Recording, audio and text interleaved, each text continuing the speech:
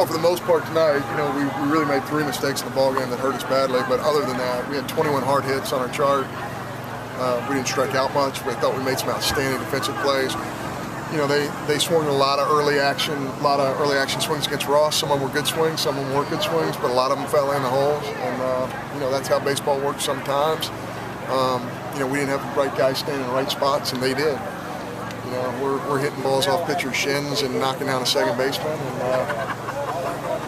we're struggling to score runs. I think part of it is pretty bad fortune, but we didn't help ourselves. We made 2 base running mistakes. CT at third base is trying to advance on a ball that he thinks is thrown in the dirt to the first base. We got to let the game happen. We're down 4. The next guy, of course, is Vickerson, and the next guy who's coming up is going to hit a ball hard. And they do that. We're putting ourselves in a good position. We're just not finding holes. And, part of that is fortune, and part of that is putting yourself in position. So I thought Ross, again, pitched much better than the scoreboard indicated. We're just going to keep competing and see what happens. How did he adjust with them swinging so early in the count? It seemed like in the later innings, he almost got wowed by effective on purpose almost to kind of switch them up a little bit. Yeah, what's amazing is you're getting hits and they're fooled. Like you're watching the side angle view of the dugout, they're out on the front side and they're fooled, we get a hit. I mean, when that happens, it's not your day. You got to keep fighting your tail off, and you got to keep working, and you got to keep competing and keep communicating. When that stuff's happening, early in the count, you're fooling people and they're still getting hits. That's just. But Ross is a contact guy. He's not going to get a ton of swing and miss.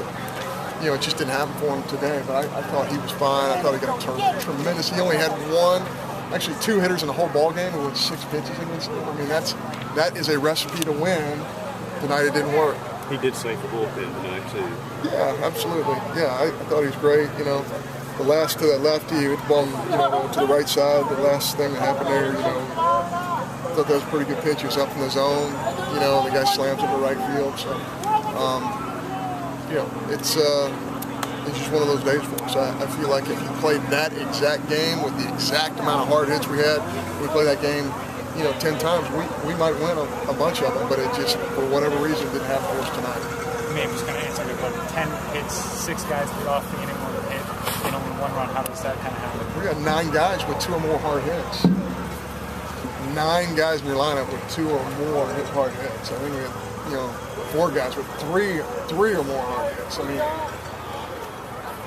sometimes you hit balls right at people, and that's how it works. So, I'm a big believer you make your luck. Ole Miss won the game. That's how it works. But, man, it's hard to get on kids when they're hitting balls as hard as our kids are.